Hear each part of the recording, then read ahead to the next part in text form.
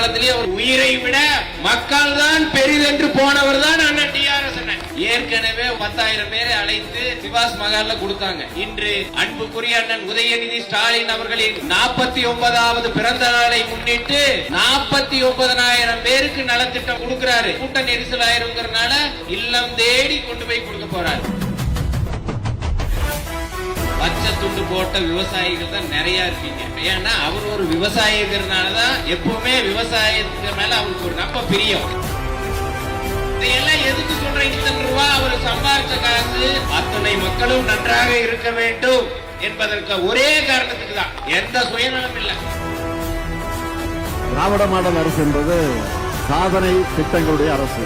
மக்களுக்கு நேரடியாக பயன்பெறக்கூடிய திட்டங்களை நிறைவேற்றி மக்களுக்கு நேரடியாக சந்திக்கிற திறன் கொண்ட அரசு இந்த அரசு.